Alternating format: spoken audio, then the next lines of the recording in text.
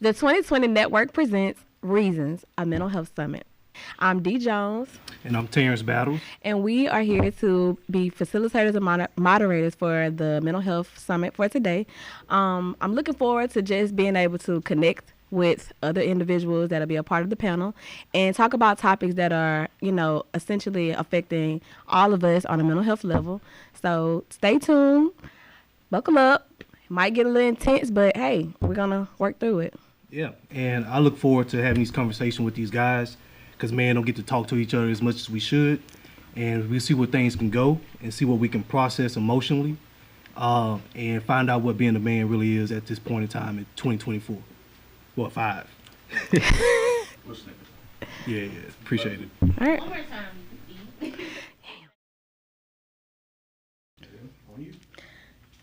Hi, welcome to the REAZNS Mental Health Summit. I'm Dee Jones. I'm a holistic mental health therapist here in Alabama. I am a licensed therapist. I work with adults and children between 8 years old and up.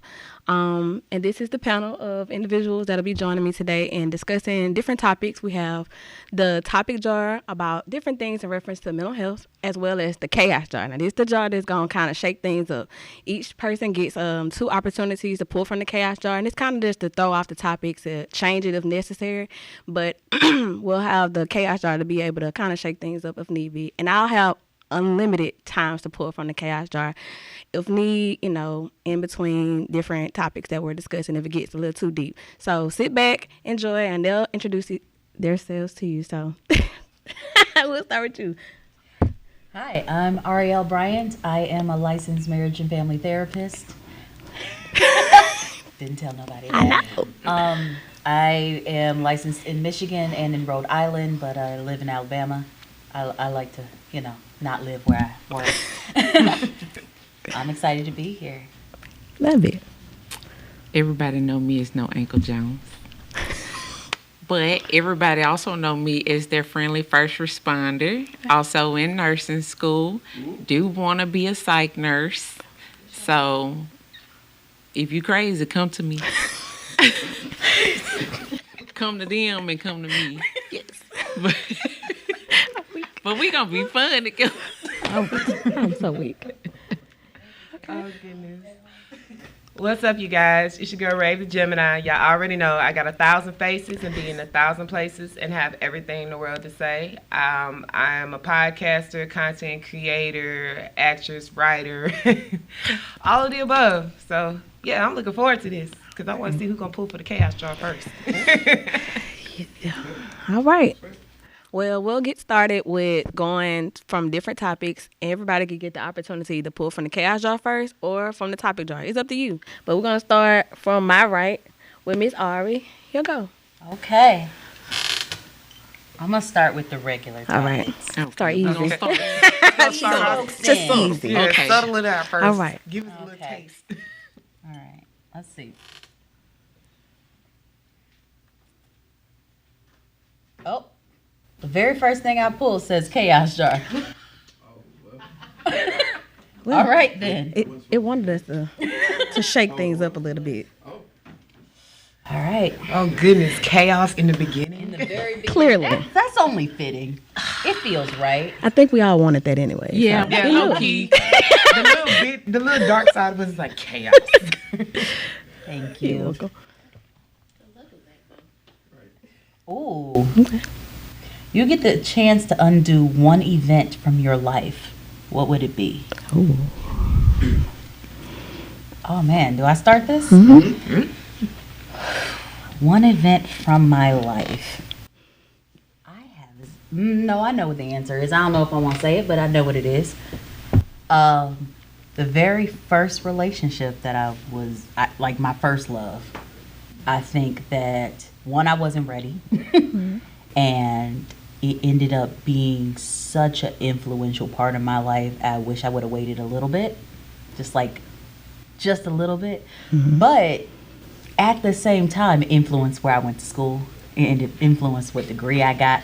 Wow. How I ended up here, either going to or from that relationship. Like, definite chaos, actually. That's probably the epitome of chaos. Okay. How old were you? I was 17 and Wow. knew absolutely nothing in my life. I was already in college because I graduated early, and this was just the first situation. It's the first time I hid a relationship from a family member, and it was long distance. It was just too much. Yeah. It was all too much. And I don't know. Getting away from it, though, made me figure out who I was. So maybe I need a new answer. Doggone it. It be those pivotal moments in our lives, like connecting to different people that completely change the trajectory of your life. Yeah. So I think we all got those people, moments, or situations. Anybody else want to share whatever? Me, Go ahead. I got so many. Got one? Now, granted, no shade. We in a better headspace. But meet my baby father. Ooh. Okay. Granted, I love my kids, but it was the hell that I went through when I was with him. Like I said, we in a better headspace, but I went through a lot of stuff that I never thought I would be in. And I accepted a lot of things that I knew verbally I said I would never accept. But when you're in love, you never know what you're going to accept in your life. So that's that's not the only thing. But yeah, I mean, still love you as a friend. You big dog, but yeah, he created a lot of hurt that was just already built on hurt from the past. So Yeah. How long did that relationship last? we lasted for about 3 years. We lasted about 3 years, but we had good moments, but most of it was survival, and not saying in a physical sense, but I was dealing with stalkers. I was accepting a lot of drama that created trauma, and I basically at that time I didn't know my worth. I was just settling, and I guess I had low self-esteem at that point in time in my life, and I was just accepting so much that I knew now I would never deal with. Never. But I'm not one to exploit the things that I went through with him. It just was a lot of hurt. It most definitely was. I was definitely depressed, and then meeting him after I was engaged, and that was a traumatic breakup that I had. And that was domestic violence. That was in a situation where it was either kill him or he's gonna kill me. Yeah. So I used my baby father at that time as a distraction, and it was more of a mental thing with him. And I just accepted a lot that I shouldn't have dealt with at all. Yeah.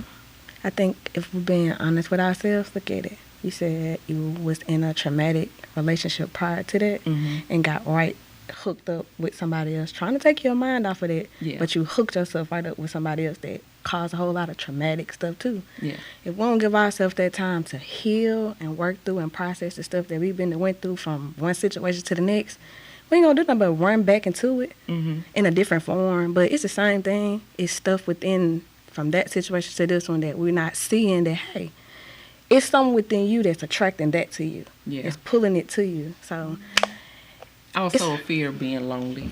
yeah, and that's a lot of it. That's a lot another of thing. it. Sometimes it seems like the timing of it makes things more traumatic than, like, the event is already traumatic, but then you add the timing of stuff and it just amplifies it. Like, there's some things I know if it didn't happen right when it happened, it would have never happened at all. Yeah. Yeah. Okay. What about you? Gone in the arsenal. Which one? All right. If I could undo anything, honestly, it would have been taking better care of myself, not drinking, smoking, doing drugs and everything, because if I did not do all that and live that party lifestyle that I did, I wouldn't have all the health issues and complications I have now. Like, right now, I have type 1 diabetes. I have high blood pressure. I have high cholesterol. I have gastroparesis. I have chronic kidney disease, stage 3. I feel like if I was taking better care of myself like I should, I probably wouldn't have all this that I have now.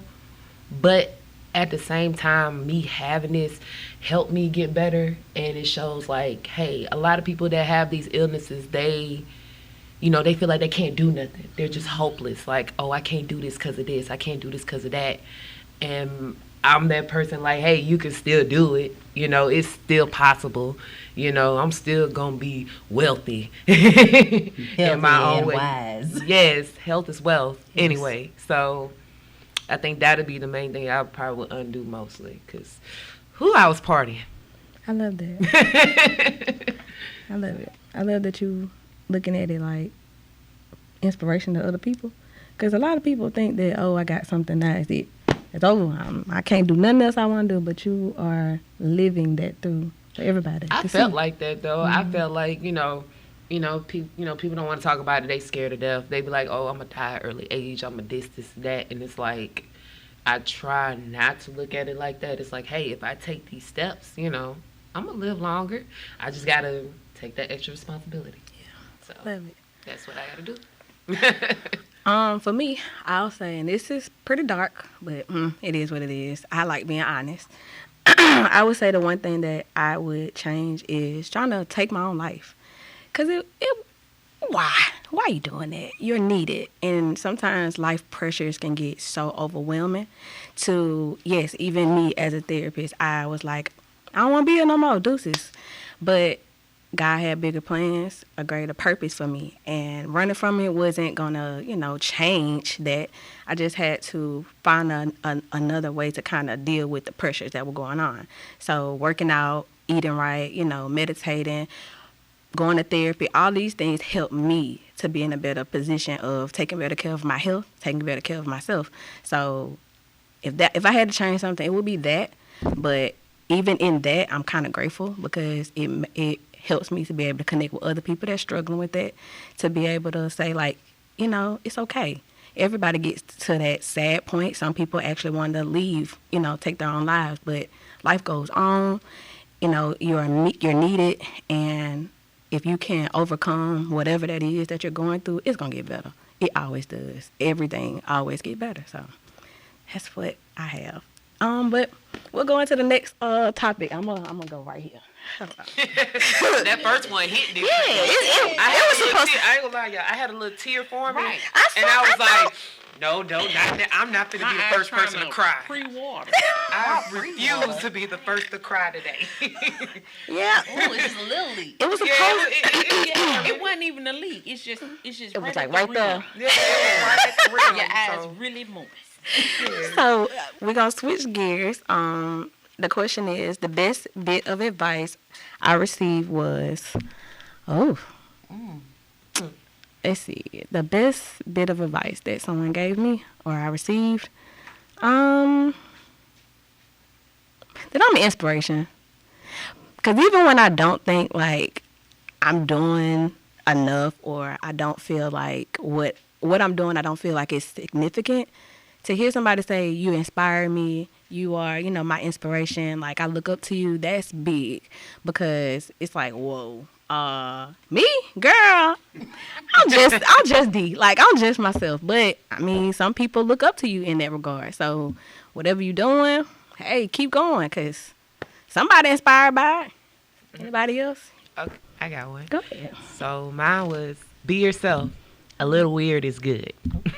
I love that. So when I say that, people, so there's a lot of people out here that's afraid to be themselves. And they're afraid that people are not going to like them. They're not going to fit in or be looked at a certain way. And I know I'm weird as fuck. I ain't going to lie. I'm weird. I like a lot of things that some people don't like, but that's okay because that's what makes me me. And that's what make people like me for who I am, because I'm authentic and I'm being myself no matter what it is. So either you're going to like me or you're not going to like me. I really don't give it two shits, to be honest, because I love myself. So I think that's the best advice I was ever given. Once I started learning that, like by my senior year, I stopped giving a fuck and started being myself. And I learned like, dang, people love me for me. I don't have to change my ways or try to act like the ghetto kids that when I went to Blunt, you know, and everything. I could be my weird in between self, you know, loving everything. So that was probably me.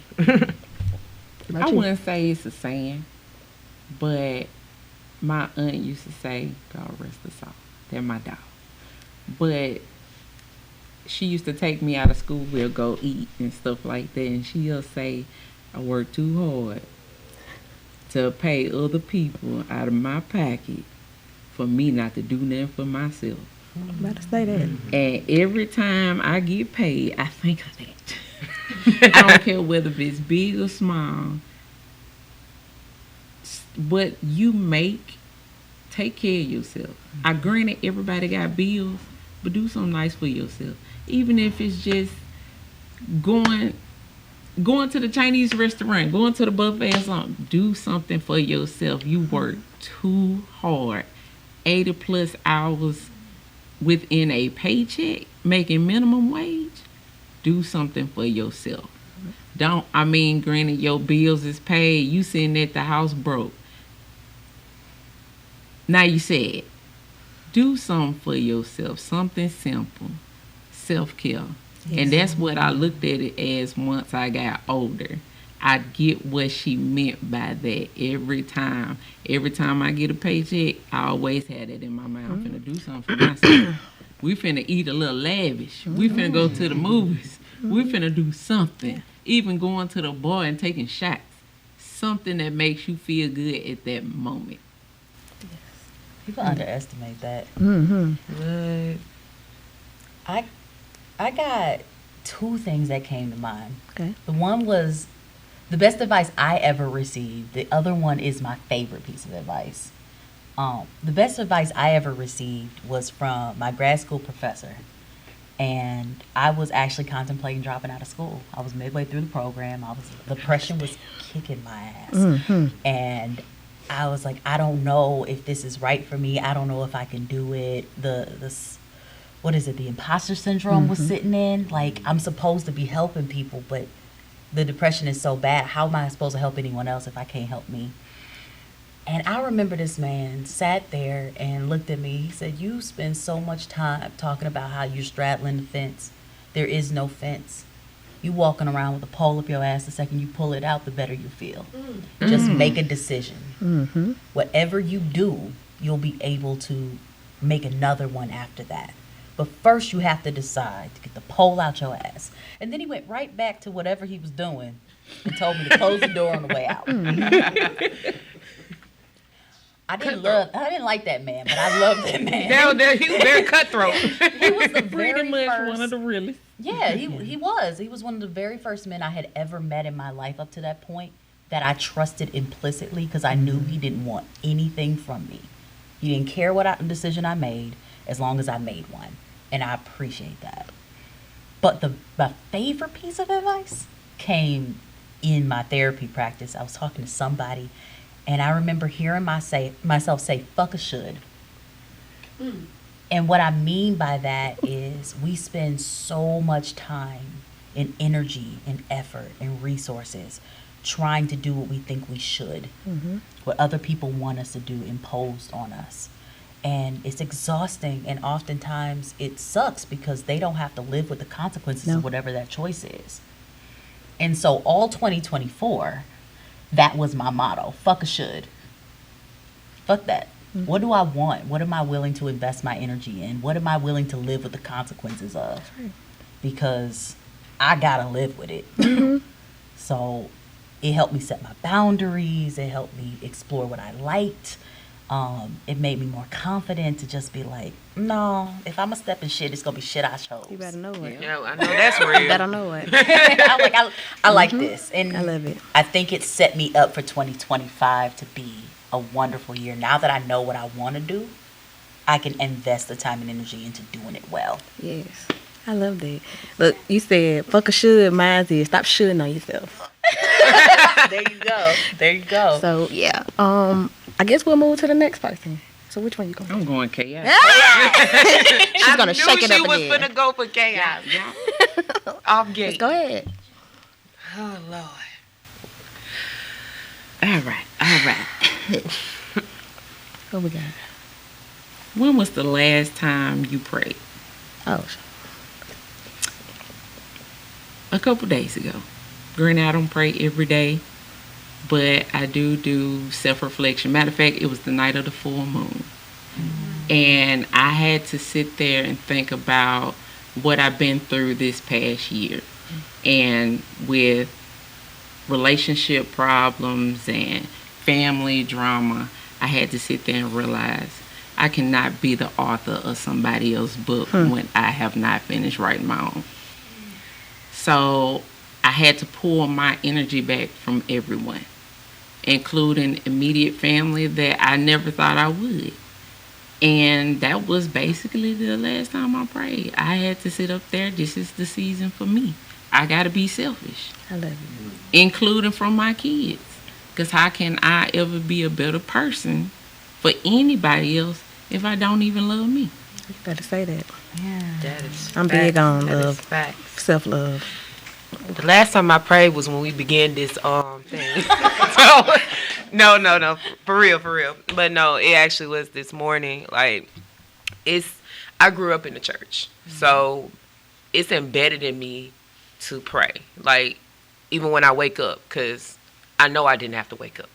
I know that, it's a lot of people that don't get to wake up in the morning. So it's like, if I don't pray no other time aside from when I'm going through stuff, because, we all get the moment, like, Lord, if I can get through this, I promise you. Like, we making promises and everything. Lord, just get me past it. But I do wake up every morning and thank and be thankful, and I pray about it. I be like, I pray, thank you for everything. Thank you for my family.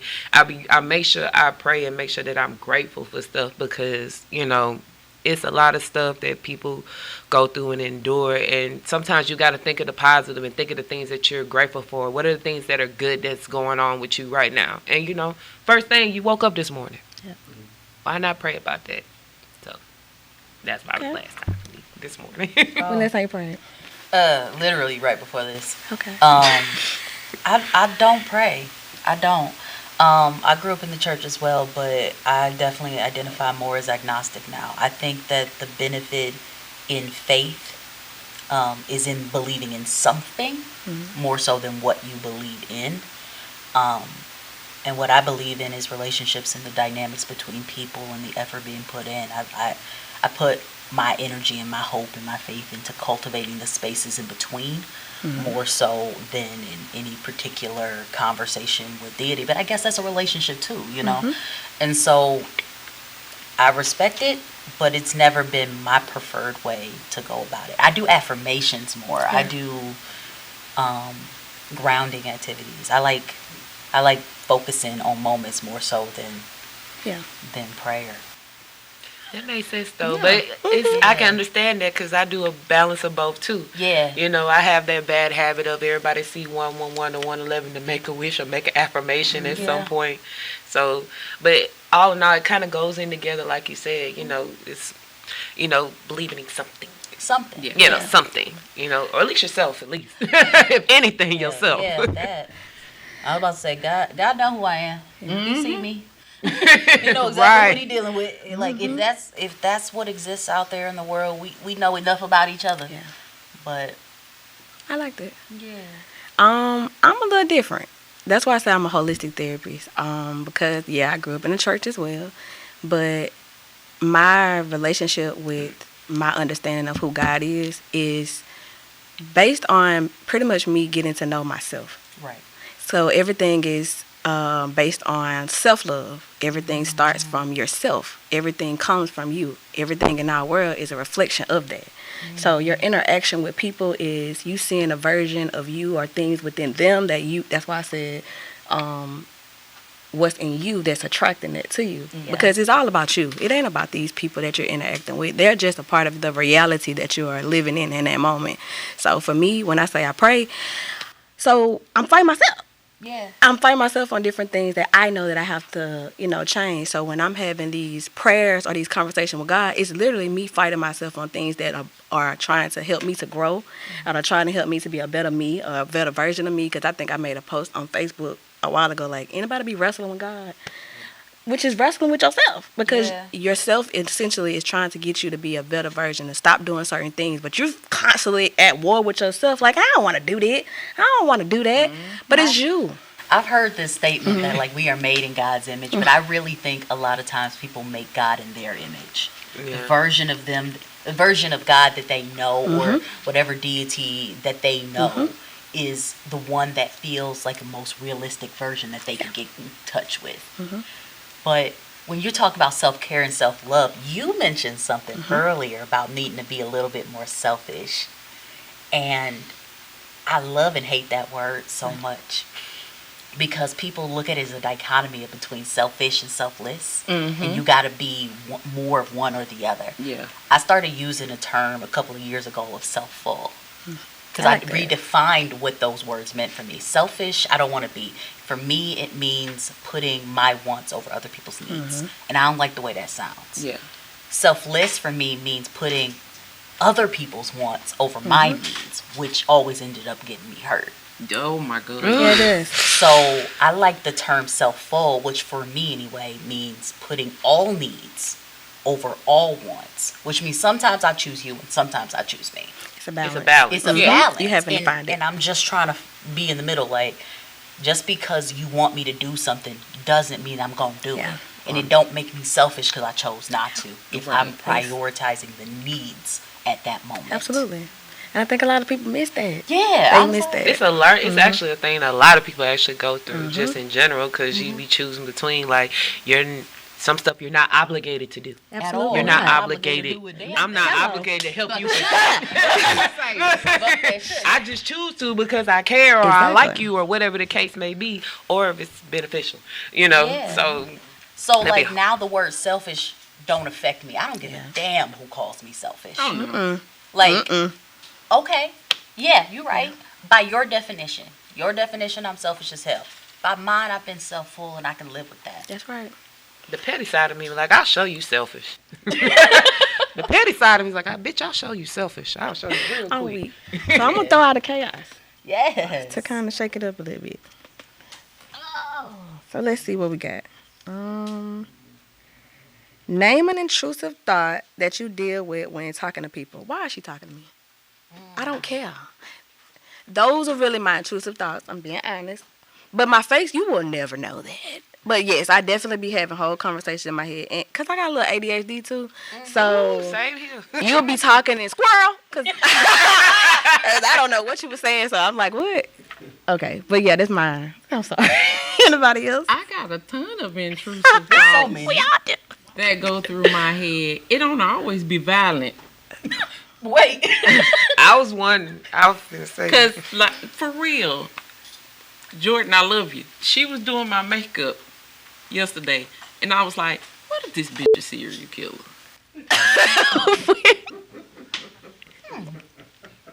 Then I sit there and be with a group of coworkers. I was like,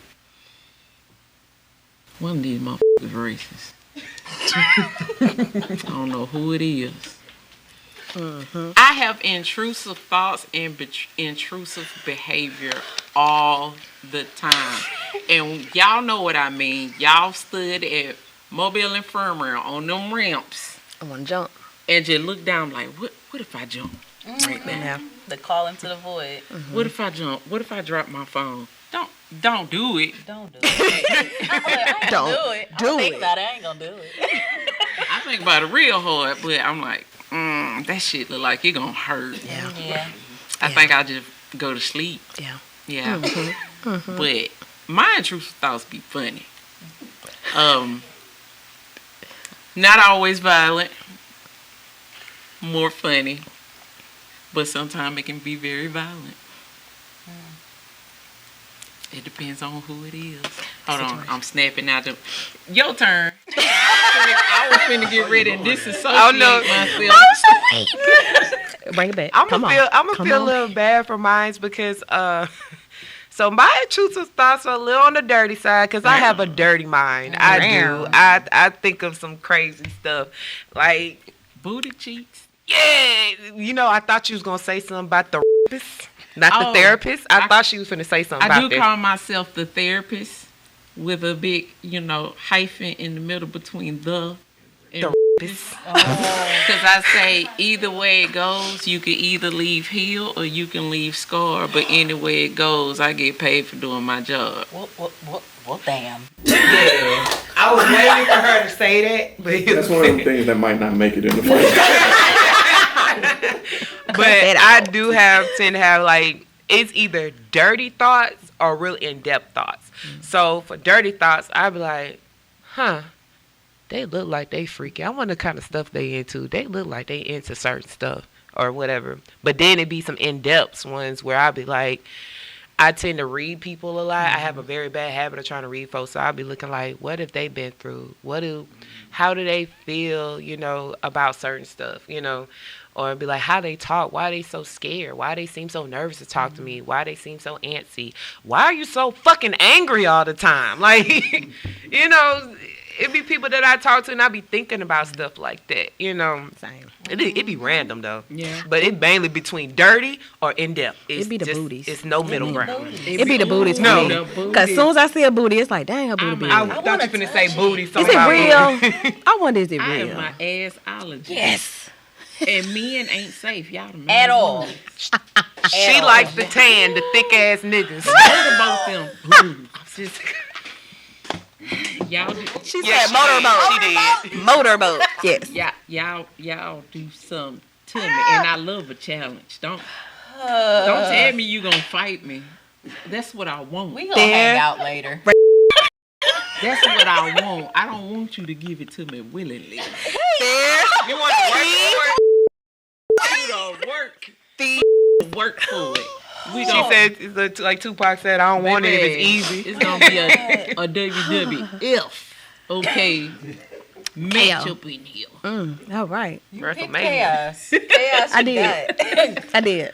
Oh no. Okay. What's your intrusive thought? My intrusive thoughts are usually dirty. I'll just drop a random joke in there. Or earlier today it happened, like the echolalia, like that. Like I'll hear a word and I have to repeat it, or I have to find a song that works with it. That happens, but the most common one is not like a specific thing that I do. It's just that I'll have a thought and I realize if I say it out loud, I'm less likely to do it. Like I've definitely whispered into this mic that I want to bite this thing because it looked like something. Look like an orange. I want it, yeah, but I had to whisper it because I'm like, I don't know if anyone's listening to me say I'm about to bite this, because if I don't say it, I'm going to do it. Oh, okay. That's Yeah. Gotcha. So my friends will definitely hear me be like, I want to touch your butt. And that's okay. That's And then I can healthy. move on with my life. To me, But got if it I out. don't say it, they're just going to feel a random poke and then I'll move on. I gotta one or the other. Say I it or love do it. it. It's the Say it or do balance. it. It's the balance.